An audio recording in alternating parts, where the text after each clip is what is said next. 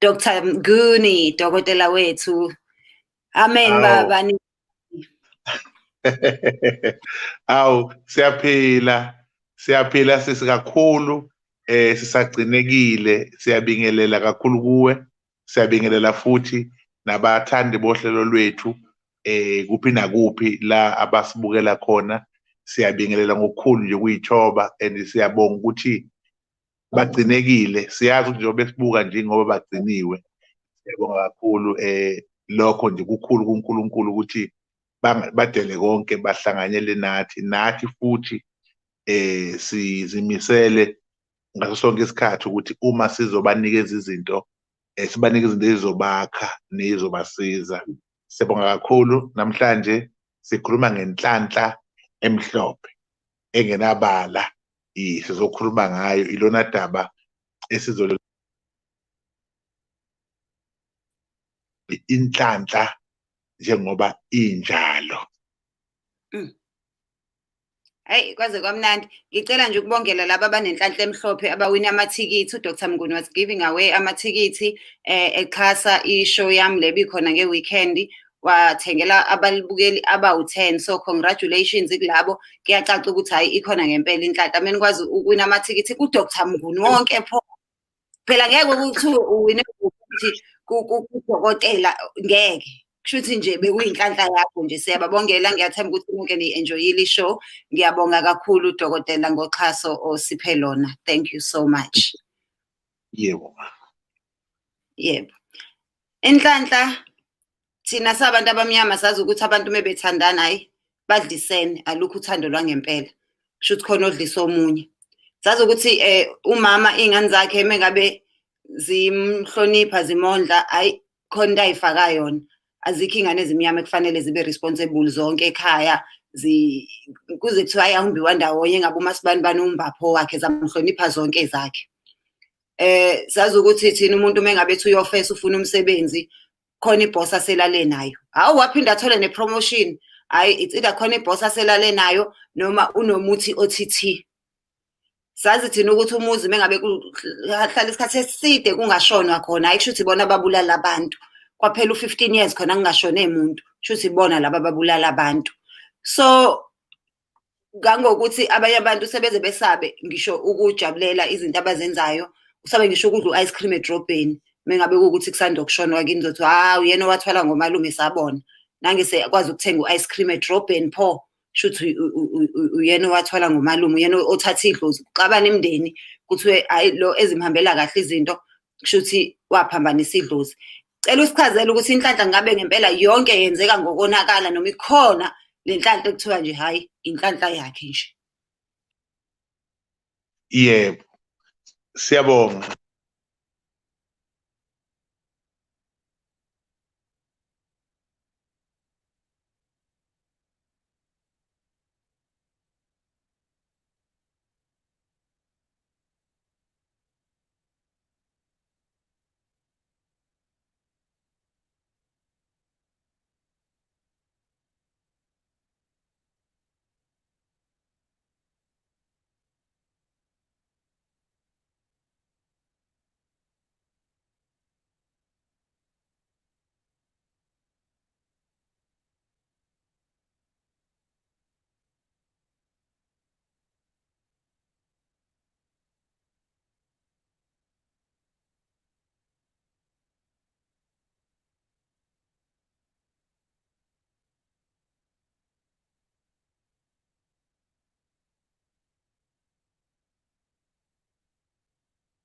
Kodwa kuthiwa uNkulunkulu uma ekhanda umuntu wamkhanda wehluka. Umuntu unobuthathu. Ubuthathu ke inyama kuzoba igazi elibizwa ngomphefumulo bese kuba khona umoya. Indaba yethi lapho namhlanje kuzoba khona umoya. Bese kuthi inkomo noma ngabe isiphi isilwane. Dokotela ngicela ukukuphanza kancane. Ngathi kube ne-technical problem la bebathi bebengezwa bekungana sound baningi nje abashoyo. So ngicela ukuxolisa nje sizocela uqalele phansi. Ngoba ngathi baningi impela. Sizocela nje usiqalele phansi lapho ngiyabonga. right. Ngithi ke la bafowethu angixolise kancane lapho ngokungatholakali. Bengichaza la ukuthi lento yenhlanhla esikhuluma ngayo namhlanje ihamba kanje. Umuntu akekho umuntu oqhumetsheni, kodwa kuhlangana abantu ababili, ubaba nomama, ukuze kutholakale lo umntwana. Bese ngithi lento iqale emuva ekuqaleni, ngalesikhathi kuze kube khona umuntu noma kube khona isidalwa esiwumuntu noma ngabe siluphi uhlobo, kwaphoqeleka ukuthi uNkulunkulu akhande umuntu wokuqala owaba ngowesilisa, kwathi umuntu wesibili waba ngowesithathu. Kodwa umuntu ukuze akhiwe kuthiwa kunezinto ezintathu ezikumuntu, ubuthathu bomuntu okuyinyama le esiyibonayo, kuphinde kube umphefumulo, igazi, bese kuba umoya, umuntu lo. Isilwane noma ngabe yisiphi sinezinto ezimbili kuphela, sinegazi nenyama, okuchaza ukuthi isilwane noma singalimala noma singafa noma singanjani, uNkulunkulu akanankinga nezilwane.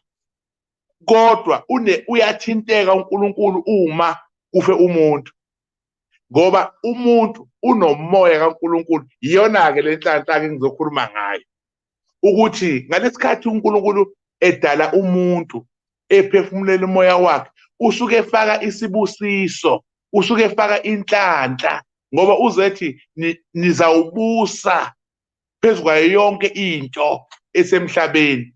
Ngamanye amazwi, akekho umuntu ongenayo inhlanhla uma esaphefumula, uma enomoya kaNkulunkulu.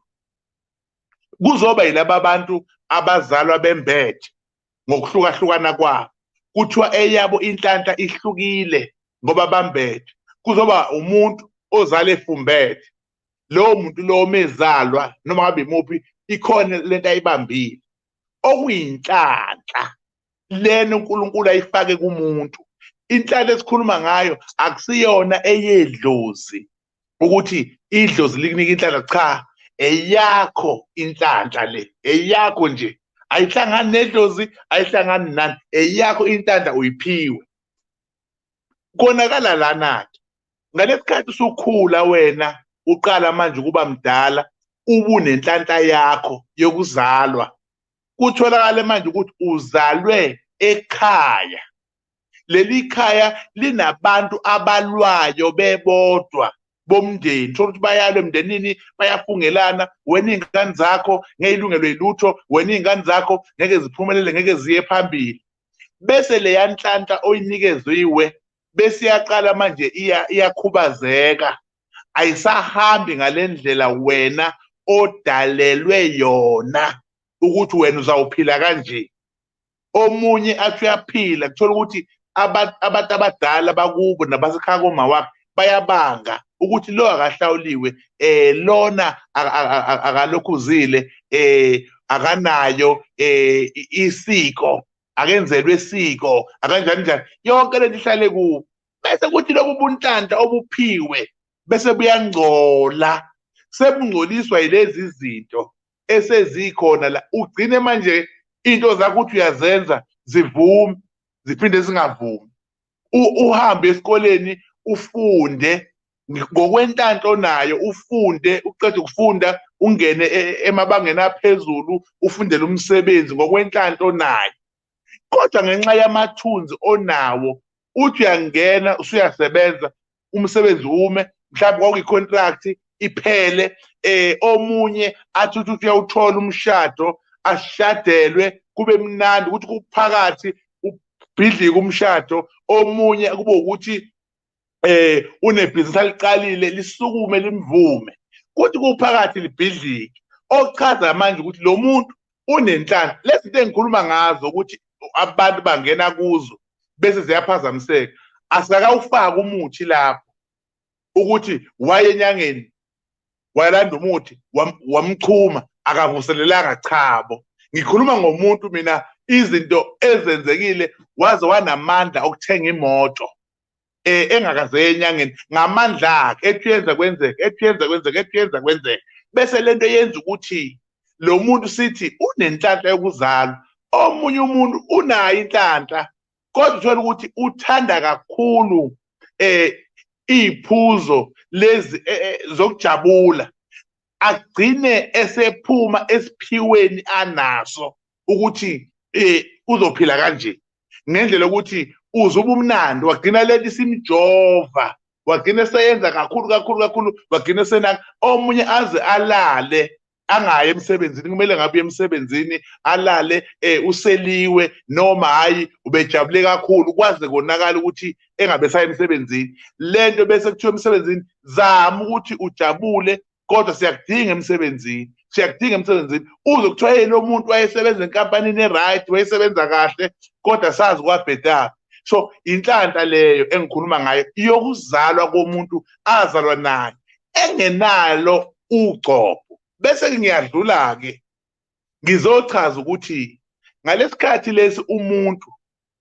esebona ukuthi izinto zakhe ayisahambi ngendlela afuna ngayo useyiyeka lenhlanhla yakhe yokuzalwa ukuthi ake nginake inhlanhla yami yokuzalwa uzoya kumuntu onenhlanhla ombonayo ukuthi ziyamhambela into zakhe ayothi wenza ngani ukuze wena ube nje athi lona mina angenzi lutho kodwa kukhona umuntu engimhambayo ukuthola nje izinto zokuyiklina agijima yekho mase efika lapha akasasho yena ukuthi ngicela izinto zokuyiklina ngoba uma uyiklina uklina lenhlanhla yakho esiphazanyiswe izinto zala ekhaya lenhlanhla yakho esiphazanyiswe zibopho nazifungo nawu kubangwa zidalwa yagcina inhlanhla yakho isiphazamiseka ngoba abasekhaya koma bakufuna ngapha abakini bakufuna ngapha ngalesikhathi wena ugeza ngento yokuyiklina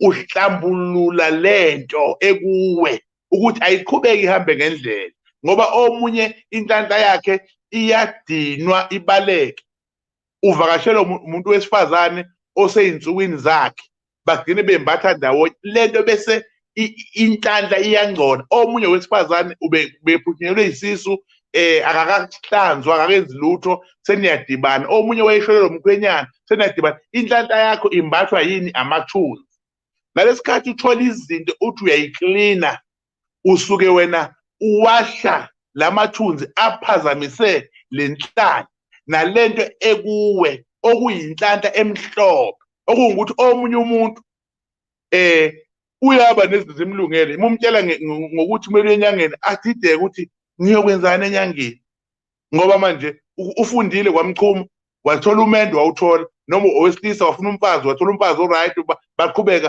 wafuna ukusebenza wasebenzeka wafuna izibono kuyenzeka nje umtshela ukuthi yakumuntu acaye ukuthi ngiyokwenzana isimo nesisekelo sakhe sokuzaleka kwakhe sibe sihle kwazi kwa ukuthi inhlanhla yakhe iyadlondlobala bese abanye bethi lona unemfihlo futhi khona into ayenza eceleni thina singazi kanti chabo indlela yokuthi uvikelekile emathunzini yasihlala inhlanhla yakhe ngoba kunezinto ezikhange zenzeka athi umuntu angazi kwenzeke kanjani ngizothi namhlanje lento engikhuluma ngayo ibaleke ngalendlela ukuthi abanye abantu bayafika kuwe manje angithi befuna into ukuthi ayiclean bese thi ngicela into ezongiphakamisa bengisebenza kahle benginomuzi benginezimoto kodwa manje ayikwavele kwabheda sengifuna into iqaleke indaba kebheda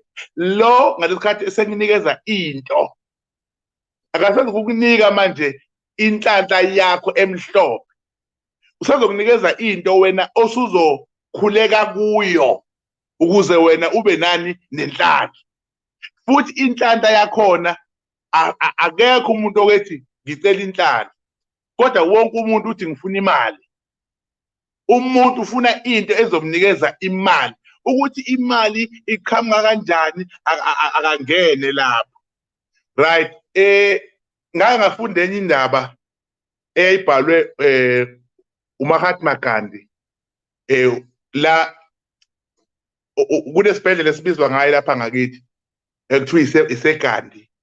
Mahatma Gandhi uthi babili abantu abanqoba abaya empini, impi iba kabili, ilaba bayalwa nalaba bayalwa. Uzothi-ke kodwa umnqobi uba munye kulabantu abawu-2, okuyena onqoba ngampela ngendlela e-right. Uthi oqala umnqobi ilo othatha umkhonto noma uthatha izikhali ayobulala abantu abaqede bonke, bese ethi nginqobile ngoba kunabantu abafile, unqobile uyiqhawe. Kodwa uthi-ke yena ngesingaye ubona ukuthi lo muntu obulala abantu ukuze anqobe akasilona iqhawe. Iqhawe ilona oya kubantu alwa nabo ukuthi asiyekeni ukulwa, asiyekeni ukubulalana ngoba sizophila sonke. Asiyekeni lento, siqhubeke nempilo sonke. Kungabikho ozofa, kungabikho ozolimala, kodwa sonke asenze njani, asiphile. Lento lena ithi kumina uma ngiyifunda ibuyela kulento yokuthi-ke ngalesikhathi wena usufuna izinto ezokukuphakamisa, usufuna manje into-ke yokuba ube yiqhawe, uhlonishwe ezweni, kodwa umndeni wakho wonke usuwubulele. So awusilona-ke iqhawe lapho, nengcebo yakho ayinabo ini ubuqhawe nobunhlanhla nobunkulunkulu, ngoba thina sizokuhlonipha, sikuphakamisela izandla, sithi ubani bani uphakeme, ubani unzima, kanti abantu emgodini labalele khona ngesimo sokuthi baze babambe ubuthongo obungapheli ngenxa yokuthi wena ufuna ukuba njani, ufuna ukuphakama. Okuchaza ukuthi awusilona iqhawe uma unjalo, kodwa iqhawe umuntu othi noma enenhlanhla ondle imindeni ngenhlanhla yakhe, ondle abantu bakubo ngenhlanhla anaye, kuze kuthiwa le nhlanhla anayo uzibani bani, sonke la ekhaya siyaphila ngenhlanhla anayo. Uyiqhawe, usebenzile, wasebenzela umndeni wakini wonke ngenhlanhla onayo, unjani, ubhekile. Bese kuthiwa-ke ulowo muntu unenhlanhla emhlophe, noma eya kumuntu ufike ethi ngicela into yami, inhlanhla yami ibuye. Uyamuzwa lowo muntu lowo ukhuluma ngenhlanhla yakhe ukuthi ayibuye. Amathunzi amile endleleni yenhlanhla awadediswe, ngifuna inhlanhla yami ibuyele. Bese enzelwa leyo ndlela leyo. Kodwa manje ufuna into, leya nto yiyo-ke le ezophatha umkhonto wokuthi ngoba ngikunikezile u10 million, nami ngifuna amathumba lengane yakho, noma ngifuna amathumbu kama wakho, noma ngifuna ini. Sekumele kufe laba abantu ukuze wena lokhu uthola imali, ugcina usuphila impilo yokuthandaza lento ngoba yini, into yenhlanhla. Bethi abanye baney'gubhu zenhlanhla bephakame ngazo, abanye lezo gubhu lezo bayayithatha zingabasebenzeli ngoba phakathi azinayo lento yakhona. Igcine isiba yinkinga kuphi, emndenini. Ezinye iy'gubhu ziyasebenza impela, ziyayenza imali, zi-right, ezinye ziyahlanganiswa nedlozi, ezinye ayihlangane nedlozi. So inhlanhla emhlophe iyenza ukuthi wena uphile, ingekho into ozoyisaba, futhi ungekho umthetho ozoshayelwa wona, futhi engekho umuntu ongeke uze uyomngcwaba ngoba khona into ezofa. Inhlanhla emhlophe ikwenza ukuthi uphile ngempilo oyithandayo ngaso sonke isikhathi, ube umuntu njengabo bonke abantu ngoba uphila ngenhlanhla yakho.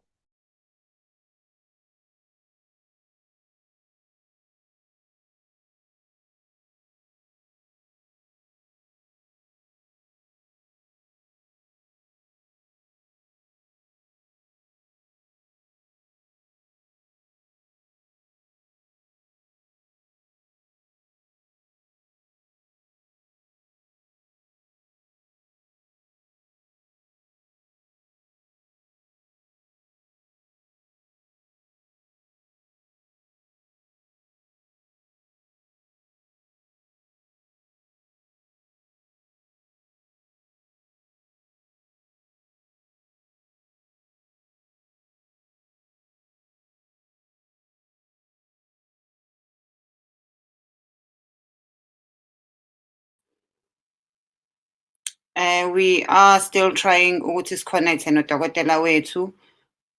Angazi ukuthi kwenzekani. Umbali yethu Thokoza Gogo Mbali uthi I must unmute. Please let me know if you can hear me now. Dokotela. Yebo sis. Sike sathi ukunqamukelana kancane nje kodwa nje ubusakhuluma ngayo indaba yenhlanhla. Hayi mina enginawo nje umbuzo ukuthi yini umuntu olalele njengamanje ekhaya oyitshela ukuthi yazi mina nganginayo inhlanhla ngazi kwenzekani. Iziphi iy'nyathelo afanele ayithathe? Yebo. Angithi ke lo mbuzo muhle ngoba abantu badidekile ngoba sesibaningi osomathuba, sesibaningi futhi esesisebenzela nje ukuthi masidlile thina. Umuntu methi nginenkinga manje into zami ayihambi kahle, hayi kumele uthole into. Yabona? Sekuyiseluleko leso. Hayi kumele uthole into ezokwenzela ukuthi ube nemali, kumele uthole into ezokuphakamisa.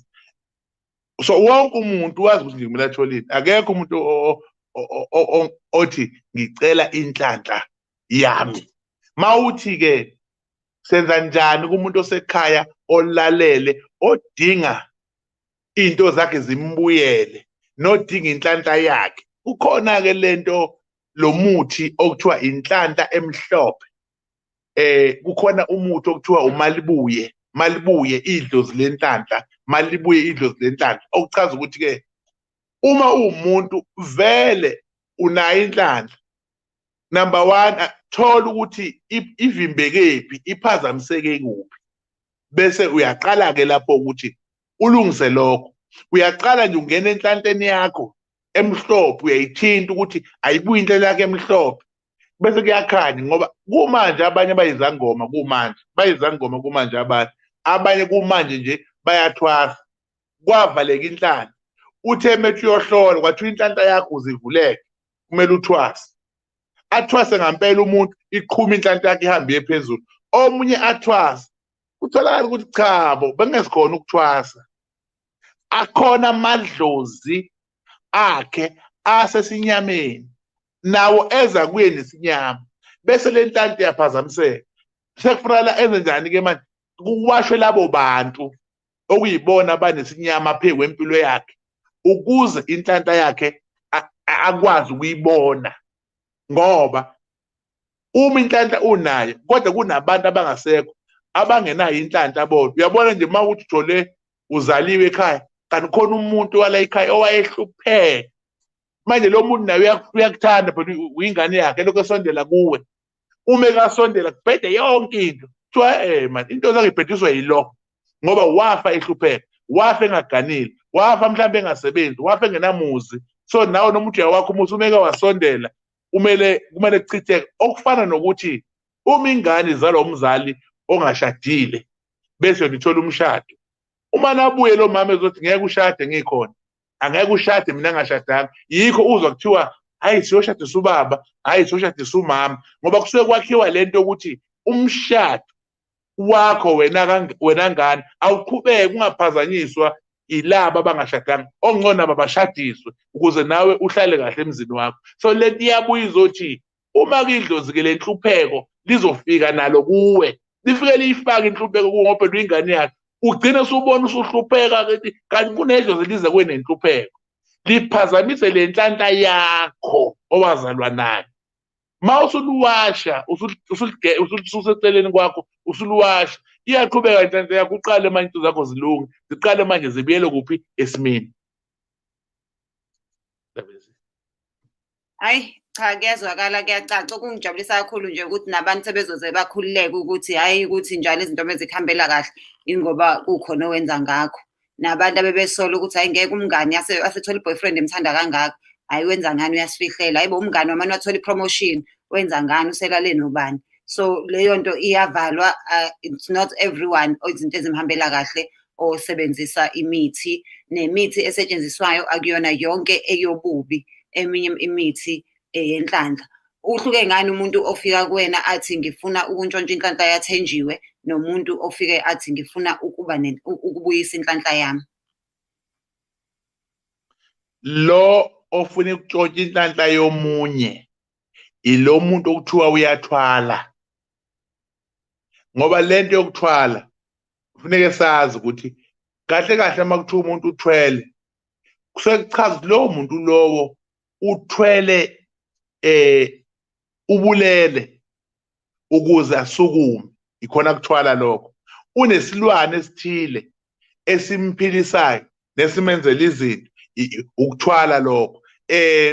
Kunento ayenza njalo ngonyaka, mhlawumbe uyahlaba, mhlawumbe wenza ini, ukuthwala. Omunye umuntu uyathwala ngento nje elula, hayi nenzima, into nje elula okuthola ukuthi uyayenza kanti isithwalo sakhe. Ake ngikhulume nje ngokuthi omunye umuntu ngambona ehlala egunde nje ikhanda licwebezele, kuthiwa usibani bani uhlala egunda, into yakhe ifuna ayidingi inwele, ufunakala hlezi egundile ngoba into yakhe ayifuni inwele, indlela yokuthwala. Omunye ufuneke makahlabe, omunye ufuneke makukhona into ahlala yenze, indlela yokuthwala.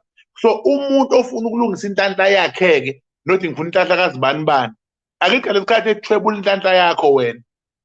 Ila wena ozobhedelwa izinto zonke, ubhede yonke into kanti uthwele ngawe. Omunye engathwali ngawe kuphela, athwale la ngendlozi lakini, athathe onke amadlozi ukuthi amadlozi awabhekena kuphela, engambheki omunye umuntu. So ngelinye ilanga soyichaza lento yokuntshontshwa kwamadlozi ukuthi yenziwa kanjani. Sizoke siyichaze ukuthi yenzeka kanjani lento ekuthiwa ukuntshontsha kwamadlozi, ngoba ibizwa ngokuthi amanzi amnyama. So sibachazela abalaleli bethu ukuthi amanzi amnyama enziwa kanjani, ngoba abanye abantu bayabizwa kanti kuyokwenziwa amanzi amnyama abazi ukuthi njengoba bebizwa lapha nje emndenini kuthiwa hlanganeni sonke, umndeni awuhlangane, kuyokwenziwa ini, iphehlelo. So-ke sizoba nawo umsombuluko oqondene nalokho ukuthi-ke uma kuthiwa iphehlelo, qaphela uma kuthiwa izani kanje-ke sobabekela abazalwane. Futhi-ke bengichaza ukuthi-ke lo mbuzo ubuzayo ukuthi umuntu befuna ukuthwala ngenhlanhla yakho, wena ugcina usungenalutho, usuhlupheka ngisho iy'ngane zakho, ngisho ini yakho, ngoba kwathathwa le nhlanhla wena yakho yayophakamisa abanye abantu. Uma-ke umuntu wakuthembisa uzothola umsebenzi, utholwa yiloya muntu, uzophiwa imali, iphiwe loya muntu, uthi wenza umsebenzi la ekhaya nawe ukhuluma nabadala, uyahlaba, ucela izinto zenzeke kuloya muntu, ngoba uthwele ngenhlanhla yakho. Ayikho wena into ezoba yiyo, uzophilela nje wena ukuthi ekuseni uma uvuka uphuza itiye, ntambama ulale, kuphele kanjani, ngoba ayikho into kumele uyenze wena ngezandla zakho. Loya muntu kwaze kwabuhlungu bakithi.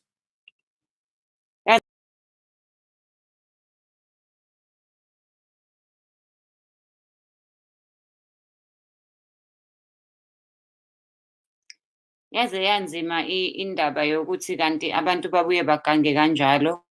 We are still waiting for udokotela ukuthi aphinde asijoyine. Nazi iy'namba zadokotela kulabo abazidingayo. Let me just put them back.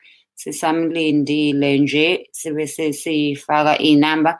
Ngiyayibona nemibuzo. I don't think we will have time to answer a lot of questions, but ngoLesihlanu if uya lapha kwi-channel yadokotela every Friday ufaka i-video echaza futhi esephendula nemibuzo yenu. Dokotela, welcome back. Okay, isathe ukuba frozen. Dokotela ngicela uphume uphinde ungene because isathe ukuba frozen i-video yakhona. Nazi iy'namba za Dr. Mnguni abayifunayo. Okay, ngathi sibuyile. Yebo Khehla.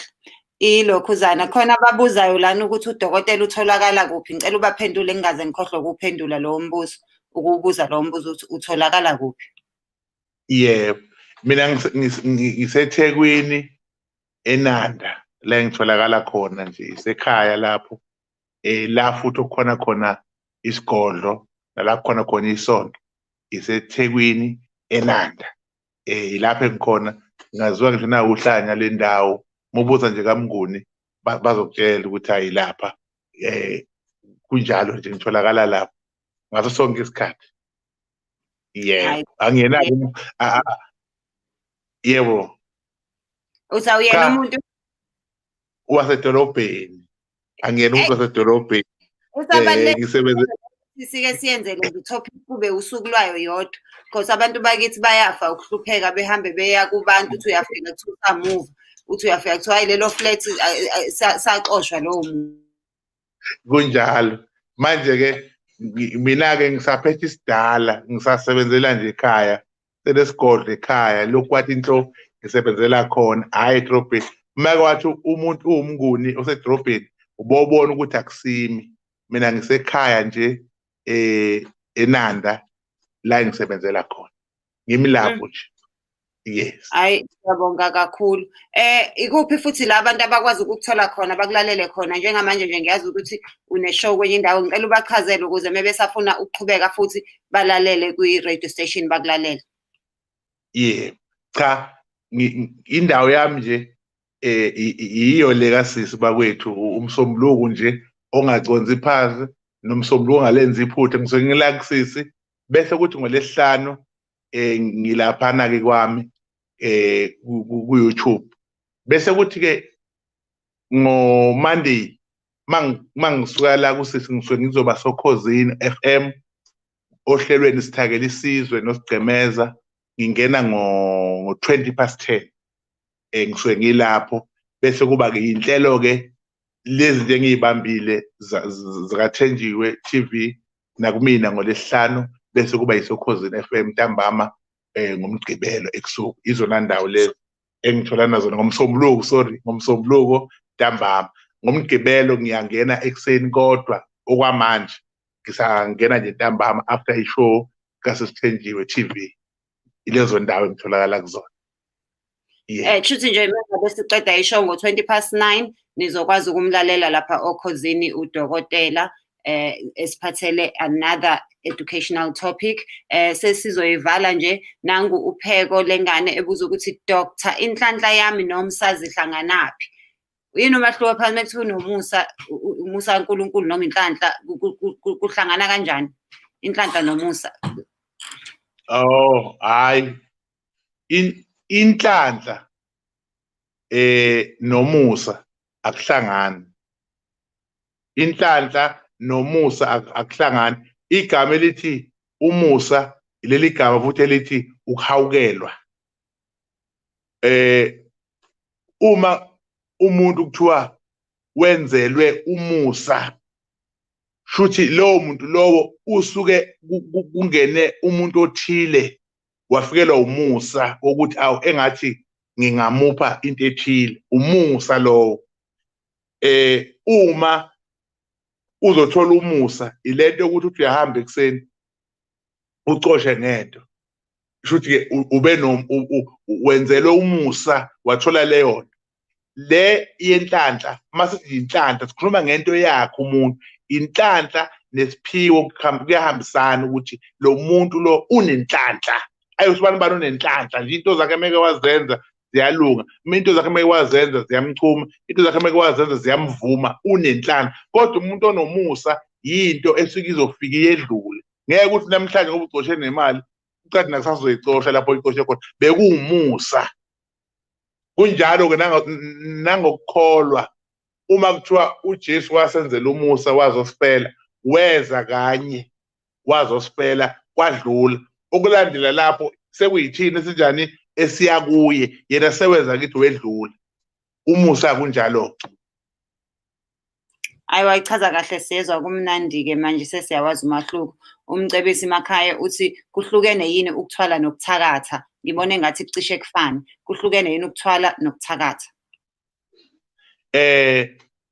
akucishi kufane ukuthakatha nje ukuthakatha kukodwa ngoba masithi umuntu uthwele usuke ebulele omunye umuntu ukuze kuthiwa umthakathi ingoba usuke ebulele futhi omunye umuntu ukuze kuthiwa umthakathi kusukhona umuntu ophila kabuhlungu ngenxa yakhe lo muntu othwele ngoba makuthiwa nje kunento obelethiswe yona ukuthi imbathe nawe ukuze loyana athole umcebo leyo nto leyo ichaza ukuthi loya muntu wena uzubuhlungu ngapha loyana uyadla wena ufelwa zingane ngapha loyana yena uyathola uphuphunyelwa izisu loyana uyathola impilo yakhe ibuhlungu imile nomthakathi uyakwenza lokho ukuthi ungabatholi abantwana ubuyelwe izisu uhlupheke umthakathi uyakwenza lokho futhi ke bayafana akucishe nje mfowethu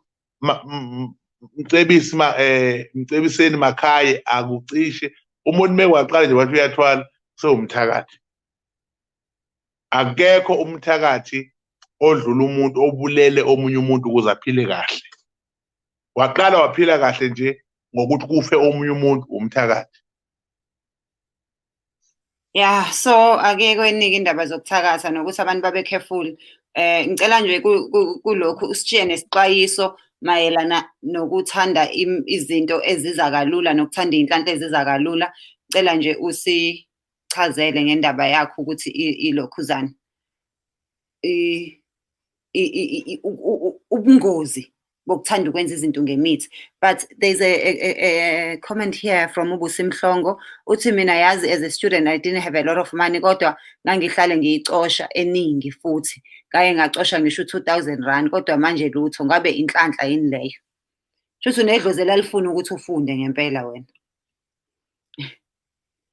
Akithi ke inhlanhla njalo leyo idlozi lakho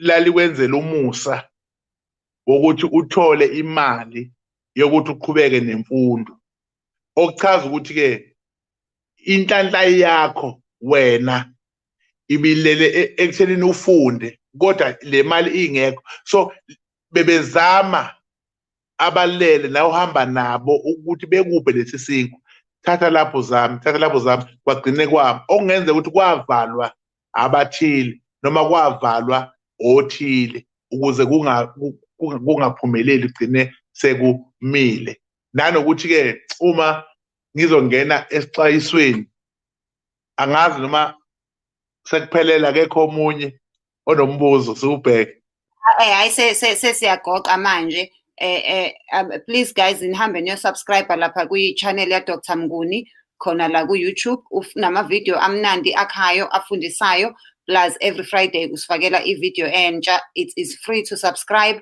Just subscribe, please. Let us get him to 1,000 subscribers ukuze akwazi ukuthola wonke ama-features aka-YouTube. Please just go and subscribe. Press nje lapho subscribe and watch the videos are educational kakhulu kamnandi kanjani. Ngeke nize niyisole.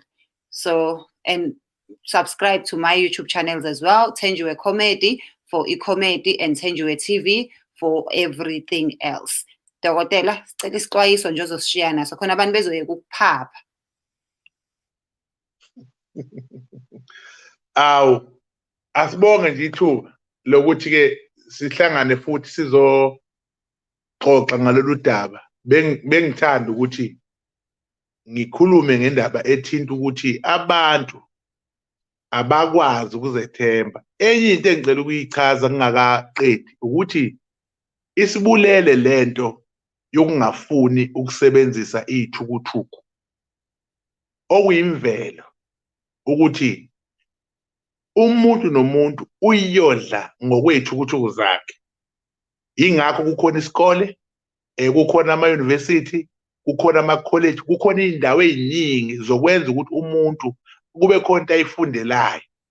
Manje la sesaba nale mali okuthiwa eyamagundane nale mali okuthiwa kusa ikhona nale mali okuthiwa hayi iyalandwa nemali okuthiwa hayi khululeka lishona ilanga usu-right. Leyo nto leyo isibulele ngangokuthi sonke sesifuna lokho asisafuna ukusebenza asisafuna ukufunda. Umuntu unele ngabona nje ukuthi hayi khona babe ngimazi abanye la bethu baphelile badayise ngisho imizi bahamba inyanga bafuna uhlobo lwalento ezoletha imali athi ngifuna into ezongilethela imali kuthiwa hayi bo sokunikeza into yokuthi ibhizinisi lakho lande ibhizinisi lakho likhule athi ngifuna into ezongilethela imali angisayifuni into ezongenza ukuthi ngilokhu ngiyosebenza ilento esilimazile. So isixwayiso sami sithi lungisa inhlanhla yakho futhi bheka ukuthi isiphiwo sakho silele ngakuphi ngoba ugcina usuba nomona uzonda abanye abantu, uthakatha abanye abantu ukuthi singene nabo ebhizinisini kodwa bayangedlula. Kanti cha, bungekho wena lapho, ubungabizelwe lapho, ikhona into obubizelwe yona. And abasekho nabantu abafana namantombazane. Uyazi amantombazane analento yokuthi ngicela ungihlolela ukuthi lo muntu engithandana naye ngabe wami ngampela yini, ngabe ubambo lwami yini. Bayinika besifazane leyo nto, athi angifuni ukuchitha isikhathi sami kumuntu kanti akasilona ubamba lwami. Ushaya amathambo, athi amathambo hayi zama ngenye indlela akusiye ubambo lwakho, noma hayi ubambo lwakho, athi ngizobona ngani ukuthi ubambo lwakho. Amathambo asho, abanye bathandaza, abanye bayakuphi kuphi.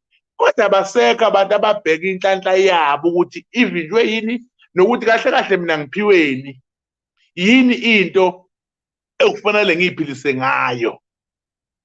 Uyabona uma ungaqala leyo nto leyo ungabona isimanga, uyotshela ukuthi hayi wena udalelwe ukwenza kanje kanje kanje, nathi kumele uyenze. Pho indaba lento ingenzeki ngoba phela sengikhulile ngizamile, yini ingenzeki? Cha, yenza ukuthi uzobona izokwenzeka, ivuleke into. Abanye bafile namhlanje bathola izimali, bazi ukuthi wathola imali kumele uthenge itekisi, thatha itekisi ayifake lapha, akazi kwenziwa njani, ashona isikhathi singakashayi ngoba wenze into ebingafanele abe njani ayenze. So ngithi mina ake sikhumbule lapho ukuthi yini konje ngiyiphiwe, thuphi ukuthi alright inhlanhla yami ivaleke kuphi, hayi ivalekela bese ulungisa lokho. Lento eyigubhu nalento yezinto ezithile angisho ukuthi ayikho, futhi angisho ayisebenzi, iyasebenza. Kodwa inhle into ozoyithatha mhlambe la ekhaya ukhono wake wayiphatha, mhlawumbe ungena ngokwedlozi kuwe ukuthi ngifuna le mpande noma ngifuna uhlobo lwalento lube khona ukuze kusebenzeke. Ungamane ugijime nje ufuna izinto ezinkulu ezokukhubaza, ugcine usuhlanya ekhanda, ugcine usuhamba uhlala, ugcine ungasena lutho. uSibanibani waye-right, wanele walanda into nje kwambhedela. Izo zonke izinto lezo esizama ukuthini ukuyixwayisa, ngoba abantu bafundile baze bathola amajazi, abantu banezinto ezinkulu bazile, kodwa ngalesi sifo sokufuna imali okusisendlini beke phansi yonke lento engabe iyamsiza, usejahe le mali ethola ngendlini. And nalaba abantu abathi bayayenza kwabona banayo le mali abathi bayayenza, masufikile usuthi-ke hayi ngicela ungenzele, akuchaje imali engaka, uyibuza ukuthi mina ngichaje imali engaka yini ndaba pho engasho ukuthi ngiyakwenzela nansi imali, mase ngiyenzile-ke uzobe usuyangigogela uthi cha ngizokwenzela kodwa wena hamba uyozama enye, ukhokha kuqala bese ngiyakwenzela. Ubone manje ukuthi iyaphambana-ke lento ngoba phela uma nginey'nkomo ziwu-10 ethi umuntu ngifuna inkomo, ngithi mina thatha le nkomo le mayisizele ukungibuyisela, ngizwa manje ukuthi ngiyazethemba ngey'nkomo zami nazi ngithathe kodwa mayisizele ungibuyisela. Yini bengathi cha ngizokwakhela-ke lo 10 million, kodwa mase ulo 10 million mase ngiwakhile-ke ndoda, ngiyathatha-ke u5 million wami nawe uthatha wakho 5 million.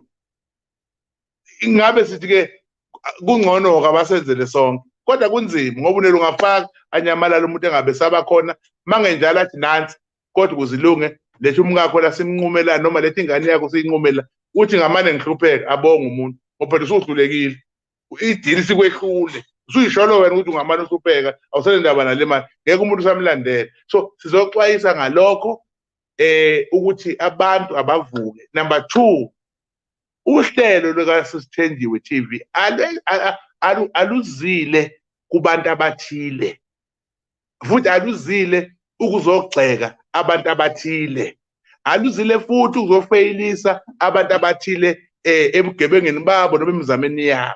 Chabo, lolu hlelo silwakhele ukuthi abantu bavulwe ini amehlo kuphela, abantu bavuleke.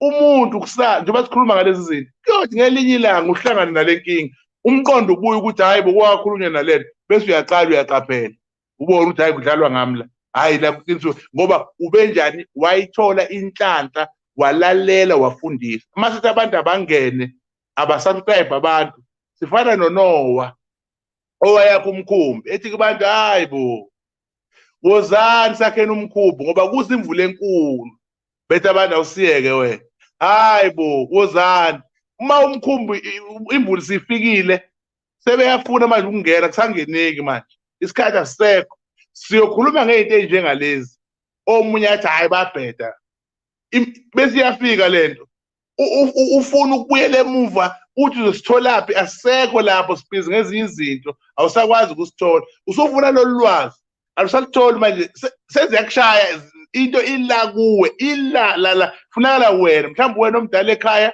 mhlawumbe kuthenjwe wena ukuthi uzoqhamuka nesisombululo awusekho kodwa uma unentanto yokulalela uzothi chabo lento le umuntu athi uzoyenza la sake safundiswa ngayo sake sayilalela siyayazi lento le akeze ukudlala ngathi lo muntu akekho usho wena ngoba sikunikile thina ulwazi sakuchazela futhi sakubekela ukuthi makunje kuba kanje makunje kuba kanje makunje uDisemba nje bayabhonasa sebebhukhile la bayakhona abayothathela izimali ngoba befuna izinto manje mase ufundisiwe ke bazokubona ungasangena ngena uthi cha ngingize ngene ngoba la ngiyayazi ngalento ngatshela so isiluleko sami lesithi tshela nabanye ukuthi sinenhlanhla yangomsombuluko ngo9 kukhulunywa izinto ezinkulu nangolesibili kuyangenwa la kule channel kukhulunywa into ezinkulu insuku zonke alukho usuku lamangala la kuthiwa khona umuntu wakithi omnyama akeze ukusizakala noma akeze ukunakwa siyabunaka sikubonge ke nawe sisi njengomsunguli walolu hlelo siyakubonga kakhulu ngoba baningi abantu abavuleka amehlo hayi ngomsombuluko kuphela nanoma yinini abanye bayacwaswa kodwa ngalolu hlelo liyababuyela ithemba kuphele nani nokucwaswa ukuthi umuntu asabe impilo enjani ayiphilayo ngoba kuyakhulunywa nangezinto ezinjalo sike sakhuluma ngebalela imhlophe umphathi wenhlangano yabebalela imhlophe ufonile wabonga wancoma wathi uthe mengivula nje wathola kunalesho uthi ayikho indlela engijabule ngayo ngibona kukhulunywa ngalento ngoba asazi uyiqeda kanjani so ngihamba ekuthenini ke lolu hlelo lukhulu elukusunguleka kwalo luzosiza abantu ngiyacela ukuthi ningakhohlwa nakusasa usisi unohlelo analo kade limemezela ningene khona okuzonisiza ngomsombuluko kumanzi phansi ngomsombuluko ngiyanitshela angazi mina into bekhulunywa ngomsombuluko ngiyacela ningaphuthelwa futhi ningalenzi iphutha ngomsombuluko 9 o'clock nibe senihlezi lapho nizoyizwa indaba ngoba amanzi phansi inkosi nibusise nibe nobusuku obuhle. Siyabonga kakhulu mesiphuma lana siyolalela uKhozi FM lapho udokotela wethu ezobe ekhuluma khona njengamanje in about 10 minutes so nje sizolalela kodwa ke mbukeli ekhaya singakhohlwa abakamfeka funeral services awukho wedwa you are not alone masingcwabisane lona owenza impilo ibe lula owenza ukuthi ukwazi ukufihla kahle abakini abangekho wenza umakhelwane abe nomona athi umakhelwane hey koze kufiwe nakithi azazi ukubuza umakhelwane ukuthi wenza ngani wena ukuthi lokhu ufelwa njalo angithi unomona ukuthi wena ubangcwaba kahle abantu bakho ubangcwaba ngabakamfeka funeral services please do contact them bayabasiza kakhulu nabahleli kwamanye amazwe ama-South Africans ahlala kwamanye amazwe noma abantu kwamanye amazwe abahleli eSouth Africa bayakwazi ukuthi umzimba bawuhambise uye kulelo lizwe okudingeka uye kulona bayawenza namatshe amathuna so uyazi ukuthi umngcwabo is one of the most expensive things especially kwelakithi eSouth Africa so if unomasingcwabisane kuye kusize ukuthi uma lifika ifu elimnyama lifike prepared lifike unayo indlela ozokwenza ngayo so please do contact abakafeka funeral services ubuze ngezinhlobo ezihlukene zomasingcwabisane abanazo na indaba zokufaka amatshe nakho konke nje okuqondene nomuntu uma esezofihlwa engasekho. Thank you so much. Angishongo ukuthi mase nibulala abantu ke njalo senifuna ukuthi niyongcwaba ngomfekayi nani. Suthi nje ngeke ngcono ngibabulale la ekhaya ngoba bafi. Kanti mina uyofika nina umfekayi funeral services la ekhaya cha bakithi. Singababulala abantu. Singayenzi leyo nto. Ebhedayo leyo. Thank you so much guys. I will see you tomorrow.